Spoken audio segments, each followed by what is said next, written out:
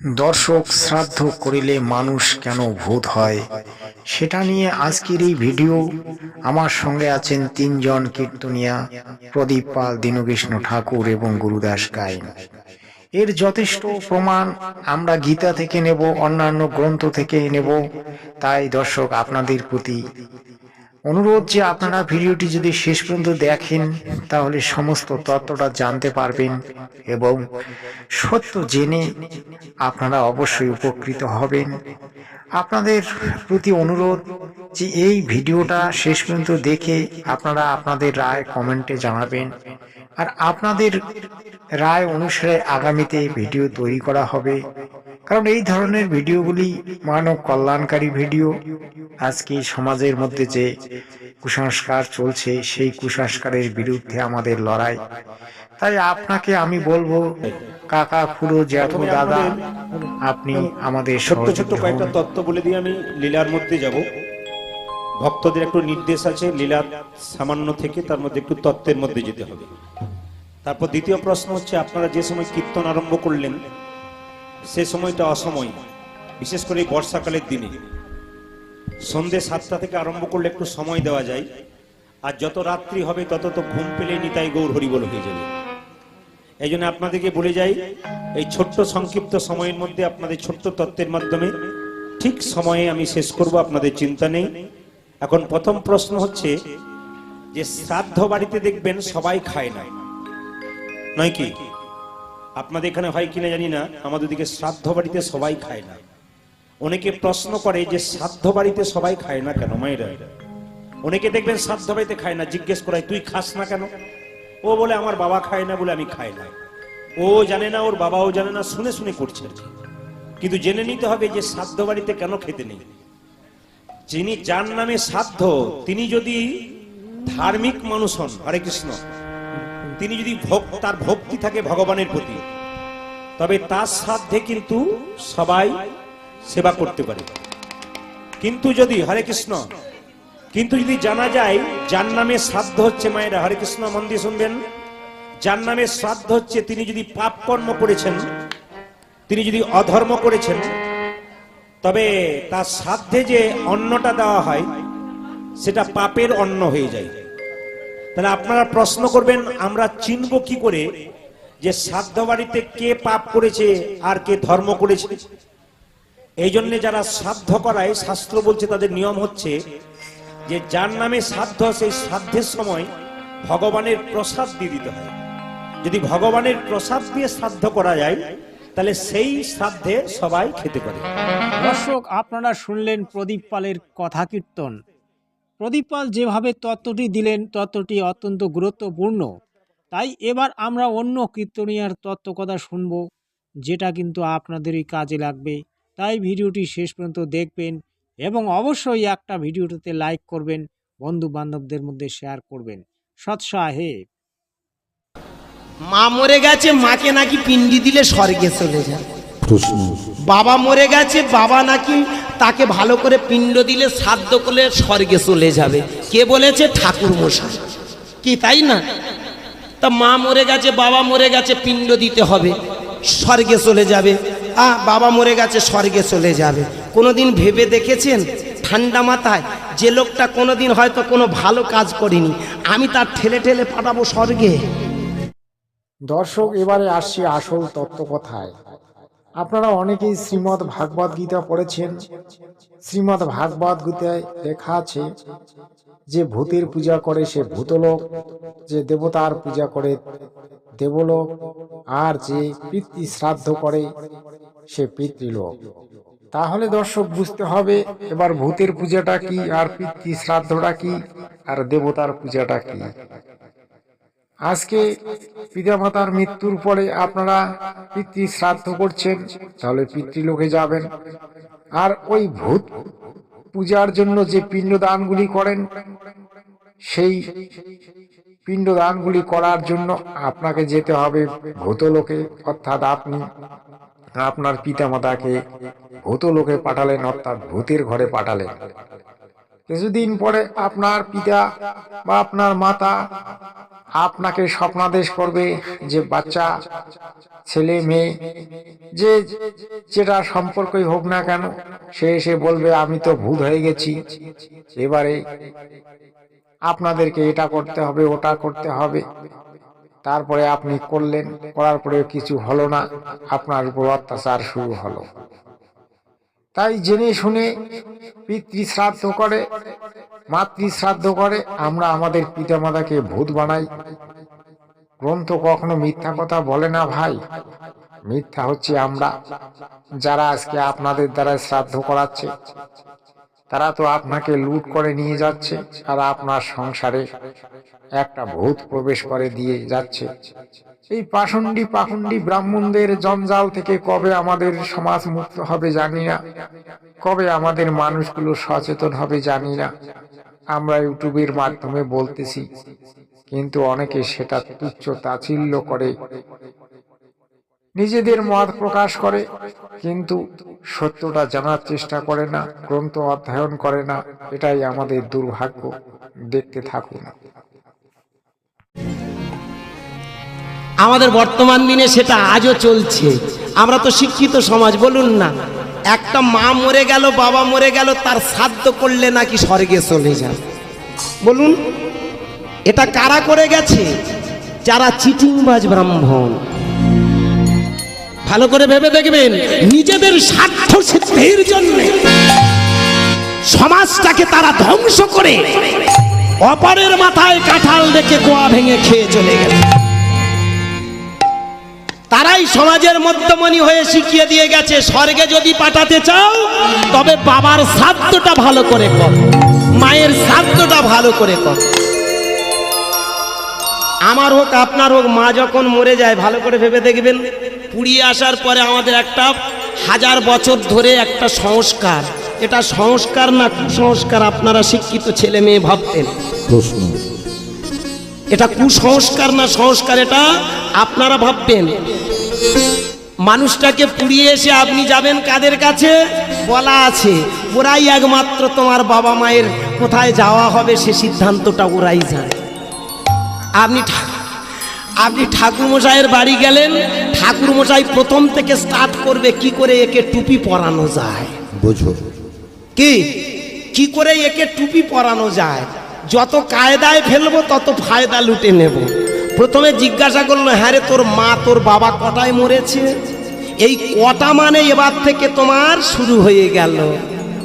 কি আপনি পট করে বলে ফেললেন, আমার মা আমার বাবা, ধরুন আমার মা মরেছে, না এখন মা আমার বেঁচে আছে, বাবা রাগ করবেন না, হরি বল, আমার মা বেঁচে আছে, বাবা মারা গেছে। এবার আমি কি বলবো? আমার বাবা মরেছে কটার সময়? ভোর 4টের সময়। সঙ্গে সঙ্গে ঠাকুরমশাই ওদের 14 গোষ্ঠীর যে একটা চিটিংবাজি লাইন আছে, হ্যাঁ, ওই 14 গোষ্ঠীর চিটিংবাজির ধারাবাহিকতার যে ধারাপাতটা খুলবে, ওরা আনন্দ করবে, তোমার ধারাপাত। কি বলুন? রাগ করবেন না, কষ্ট পাবেন না, দেখবেন আস্তে আস্তে। ইস, মহেন্দ্র যোগ ছিল 5:55 পর্যন্ত। তোর বাবা এই যে 6টার সময়, ইস আর 5 মিনিট আগে যদি মরত, তোর বাবা হেঁটে হেঁটে স্বর্গে চলে যেত। এই যে 5 মিনিট পরে মরেছে মানে তোর খবর খুব খারাপ, তোরও খবর খারাপ, তোর বাপের আরো খবর খারাপ, তোর বাপ 4-5 দোষ। প্রশ্ন, আপনি ঠাকুরমশাইকে প্রশ্ন করুন। হ্যাঁ বাবা, এই কথা বললে হয়তো অনেক ঠাকুরমশাইরা কষ্ট পাবেন। আমি পা দুটো জড়িয়ে ধরে বলবো, এখানে তো সময় মাত্র স্বল্প, যদি আপনাদের কারুর মনে কষ্ট হয় দয়া করে আমার সঙ্গে একটু মিটিং করুন। আপনি কটা বই পড়েছেন, আমি কটা বই পড়েছি, একটু জানান হয়ে যাক না। আপনারা শুনলেন গুরুদাস গাইনের কথা কীর্তন। তিনি শ্রাদ্ধ সম্পর্কে কি বললেন সেটা আপনারা মোটামুটি বিস্তারিত জানলেন। এবারে কিন্তু আমরা মূল তত্ত্ব নেব দীনকৃষ্ণ ঠাকুর মহাশয়ের কথা কীর্তন থেকে। তাহলে দর্শক, এই কথাগুলি শোনার পরে আপনারা কি বাবা মায়ের শ্রাদ্ধ করবেন, দাদু দিদিমার শ্রাদ্ধ করবেন? আপনারা ভুল করছেন। শ্রাদ্ধ পিণ্ড থেকে দূরে সরে যান, এগুলি হচ্ছে কাল্পনিক, এগুলি ব্রাহ্মণরা আমাদেরকে ঠকানোর জন্য করছে। আপনারা বুঝিও কেন বুঝছেন না? আপনারা সংস্কারী হয়ে উঠুন, বা ওই ধুতি পাঞ্জাবি পরা ব্রাহ্মণদের থেকে দূরে থাকুন, ওই পাখণ্ডী ব্রাহ্মণদের থেকে দূরে সরে যান। এরা আমাদেরকে শোষণ করেছিল, আজও শোষণ করছে। শিক্ষিত হয়ে এই ভুলগুলি করবেন না। আপনাকে অনেক ধন্যবাদ। এবার চলুন তাহলে মহান কীর্তনিয়া দীনকৃষ্ণ ঠাকুরের কথা কীর্তন এবার আমরা শুনবো। আপনাদের ভিতরে যদি কেউ মনে করেন শ্রাদ্ধ করা উচিত, কীর্তনের পরে আমার সঙ্গে বসবেন, আমি প্রমাণ করে দেব শ্রাদ্ধ করা উচিত নয়। কেন? ভালো করে শুনবেন। শ্রাদ্ধ করতে গেলে আপনারা যে একবার শ্রাদ্ধ করছেন, একবার শ্রাদ্ধ হয় না, কবার শ্রাদ্ধ হয়? আপনার বাবা মা অসুস্থ হয়ে গেলে প্রায়শ্চিত্ত করা হয় না? অনেকে বলে কষ্ট পাচ্ছে, পরাচিত্তিরি করে দে। পরাচিত্তিরি এটা কি? এটা জীবন্ত শ্রাদ্ধ। এইবার আপনার ছেলের যে মুখে ভাত দিচ্ছেন, আপনার ছেলের বিয়ে দিচ্ছেন, আপনার মেয়েকে বিয়ে দিচ্ছেন, এই বিয়ে হবে কখন? রাত্রেবেলায়। আর দিনের বেলায় আপনি কি করছেন? নানি মুখ, পঞ্জিকাতে বলা হয় নন্দী মুখ। এই নন্দী মুখ কাকে বলে? এই নন্দী মুখ মানে একটা শ্রাদ্ধ, মানে আপনার পূর্বপুরুষদের জলদান করতে হয়। নন্দী মুখটা আগে আপনি শ্রাদ্ধ করছেন, তারপরে গিয়ে আপনার ছেলের বিয়ে হচ্ছে। আপনি আগে শ্রাদ্ধ করছেন, তারপরে গিয়ে আপনার মেয়ের বিয়ে হচ্ছে। আপনি আগে শ্রাদ্ধ করছেন, তারপরে আপনার ছোট্ট বাচ্চার মুখে অন্নপ্রাশন করছেন। আগে শ্রাদ্ধ করাই লাগবে। এই শ্রাদ্ধ যারা করেছেন আর যারা আগামীতে করবেন, আপনার বাবা উদ্ধার হবে। আপনার সামনে কলার খোল কেটে রাখা হয়েছে, ওর ওপরে একটা কাঁচকলা দেওয়া হয়। কাঁচকলা দেওয়া হয় না? বলুন, আত্মার মঙ্গলের জন্য কাঁচকলা কোন কাজে লাগে বলুন? আত্মা তো খায় না। আত্মা খায় কি? আত্মা দেখে না, আত্মা অনুভব করা যায় না। আত্মা না তো চলতে পারে, না তো বলতে পারে। তাহলে আত্মা পড়বেন, আত্মার রহস্য সন্ধানে আত্মার লজিকটা পড়বেন। কি এই আত্মা? আত্মার কনসেপ্ট, এটা পড়বেন, পড়ার দরকার। তাহলে আত্মাকে উদ্ধার করার জন্যে, যার উদ্ধার ভগবান নিজে বললেন, আত্মার উদ্ধার আত্মা নিজেই করে, কারোর সাধ্য নেই আত্মাকে উদ্ধার করা। তাহলে সেই আত্মার উদ্ধার করার জন্য করলাম কি? শ্রাদ্ধ। আর সেই শ্রাদ্ধের মাধ্যমে চলছে কি? দান। কেউ ষোড়শ দান, কেউ দ্বাদশ দান, কেউ 18 দান, কেউ জমিদান, কেউ ভূমিদান, কেউ অন্নদান, কেউ আবার গরু বাছুর দান করছেন। কেন? আপনার বাবার আত্মা শান্তি পাবে। আচ্ছা ভাই, সারা জীবন বাবা মার দেখিসনি, বাবা মা যেটা খেতে চাইলো কখনো খেতে দিসনি, তুই ভেবেছিস বাবা মা মরে গেছে, শ্রাদ্ধ করে কলা পিণ্ডি চটকে জামা কাপড় বোঝা করে বামনে দিবি, বামন নিয়ে চলে যাবে, আর তোর বাবার আত্মা শান্তি পাবে? তোর বাবা তো ওখান থেকে গালাগালি করবে বসে বসে। বেঁচে থাকতে খাওয়াতে পারলি না, মরে যাওয়ার পর পাড়ার লোক খাওয়াচ্ছিস। এটা কি তোর উচিত? অনেকে বলে মরা ব্যক্তিকে খাওয়াতে গেলে ব্রাহ্মণের মুখ থেকেই মরা ব্যক্তি খায়। ভালো করে শুনবেন। আপনার বাবা যেটা খাওয়ার ইচ্ছা ছিল আপনি খাওয়াতে পারেননি, ব্রাহ্মণকে খাওয়াবেন। খাওয়ালে আপনার বাবা, মরা বাবা পেয়ে যাবে। আপনার বাবার যেটা পড়ার ইচ্ছা ছিল পড়াতে পারেননি, ব্রাহ্মণকে দিয়ে দেবেন। দিলে আপনার বাবা সেটা পড়তে পারবে। মেনে চলুন, আপনার বাবা মরার আগে প্রচণ্ড যন্ত্রণায় ভুগছিল, আর মরার সময় বলেছে, বাবারে এ যন্ত্রণা আমার সহ্য হচ্ছে না, একটু বেগুন মারা বিষ এনে দে আমি খাই। বেগুনে পোকা মারা বিষ কোনো ছেলে দিতে পারবে? দিতে পারবে না। বাবা মারা গেছে, এখন ব্রাহ্মণ এসছে বাবার আত্মার শান্তির জন্যে। আপনি যদি বলেন পণ্ডিতজি আপনাকে খাওয়ালে আমার মরা বাবা খাবে, আমার মরা বাবা শেষ ইচ্ছা ছিল যে প্রচণ্ড যন্ত্রণা হতো, একটু বেগুনে দেওয়া বিষ খাবে, আপনি একটু খান, ও খাবে তো? জামা কাপড় এটা নেবে, কিন্তু বাবার শেষ ইচ্ছা, আপনার বাবা যে ওষুধগুলো খেত, হার্টের ওষুধ, সুগারের ওষুধ, পুরো এখনো কমপ্লিট হয়নি, বাবা মারা গেছে। আপনি যদি ব্রাহ্মণকে বলেন ঠাকুরমশাই আর 4 দিনের ওষুধ আছে, আমার বাবা তো খেয়ে যেতে পারেনি, উপরে গিয়ে কন্ডিশন কি হচ্ছে না হচ্ছে, 4 দিনের ওষুধ দয়া করে খান,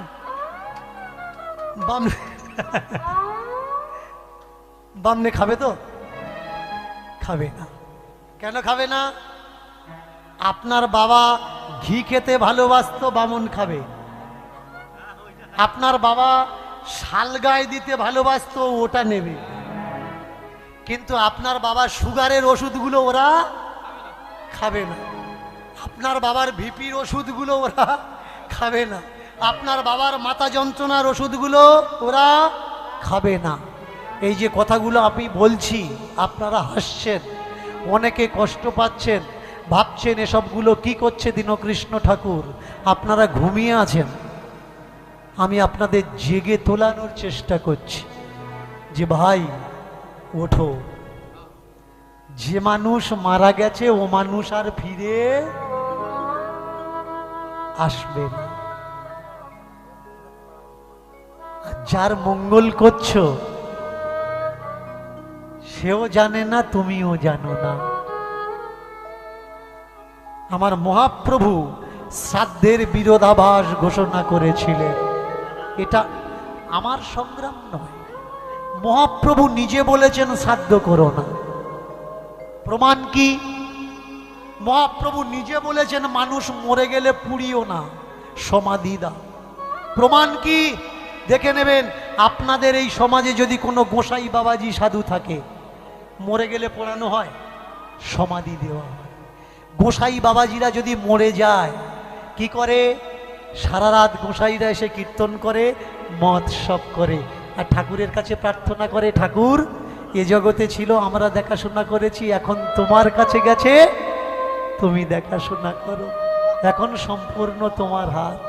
একটা গোসাইকে তার আত্মার শান্তির জন্য যদি হরে কৃষ্ণ করলে তার আত্মা শান্তি হয়ে যায়, তাহলে আপনার আর আমার বেলা শ্রাদ্ধ কেন করা লাগবে?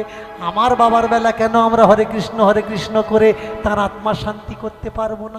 কেন ডাকা লাগবে ওই ফট জোচ্চরগুলো যারা আমাদের ইনকামের আধা পয়সা নিয়ে চলে যাবে? হ্যাঁ, এটা দিবি, ওটা দিবি।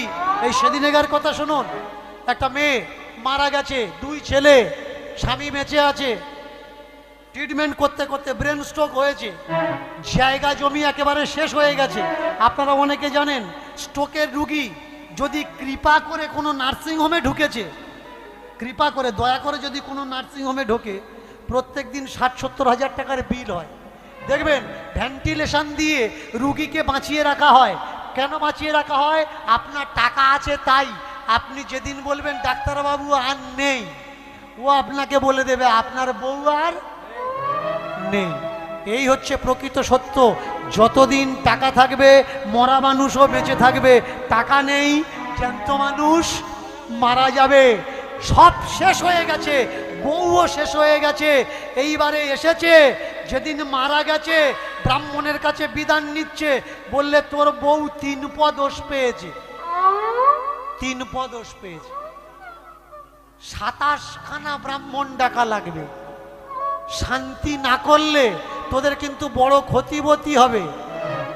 এ ব্যক্তি বলছে আমার টাকা পয়সা কিচ্ছু নেই, যাও করে সেরে দিন।